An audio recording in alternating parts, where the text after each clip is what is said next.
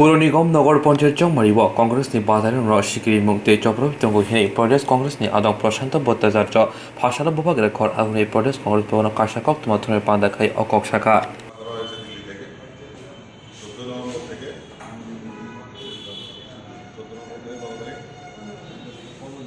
14 November থেকে পরবর্তী 15 দিন সারা দেশে আমাদের জন অভিযান চলবে।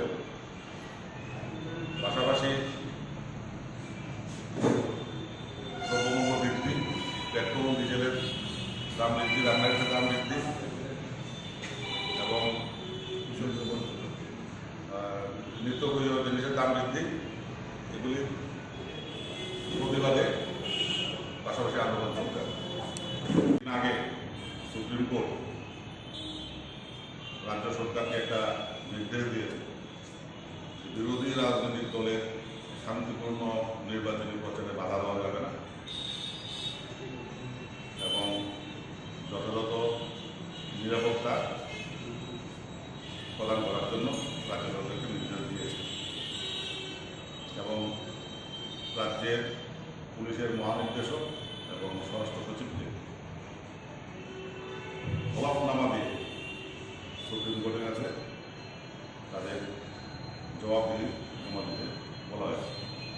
কিন্তু আমরা দেখছি কি সুপ্রিম কোর্টের এই ধরনের নির্দেশ থাকা সত্ত্বেও রাজ্যে প্রার্থীদের মারধর, বাড়িঘর ভাঙচুর করা, জোর করে প্রার্থীপদ উইথড্র করার জন্য বাধ্য করা, এগুলি প্রতিনিয়তই চলছে।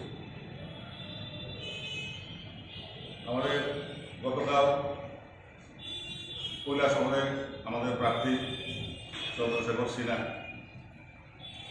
তার প্রচার সজ্জা নষ্ট করে দিয়েছেন থানা গুন্ডনের অভিযোগ জানাতে গেলে থানা অভিযোগ গ্রহণ করেছে।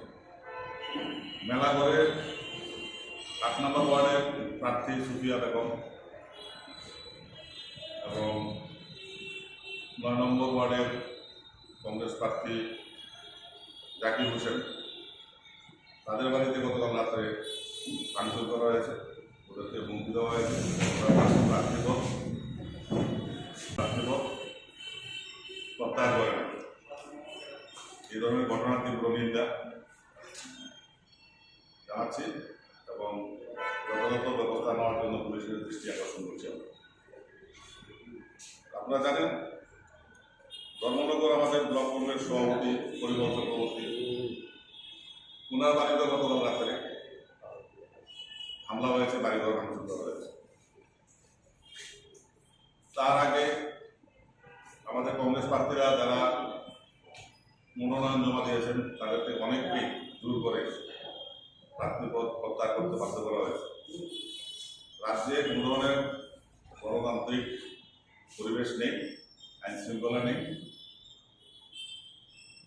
নির্বাচন সুষ্ঠু নির্বাচন হওয়ার মতো যে পরিস্থিতি, পরিবেশ, গণতান্ত্রিক পরিবেশ, শান্তিপূর্ণ পরিবেশ দরকার, সেটা আমরা এই মুহূর্তে রাজ্যে লক্ষ্য করছি না। আমরা এ বিষয়ে রাজ্য নির্বাচন কমিশন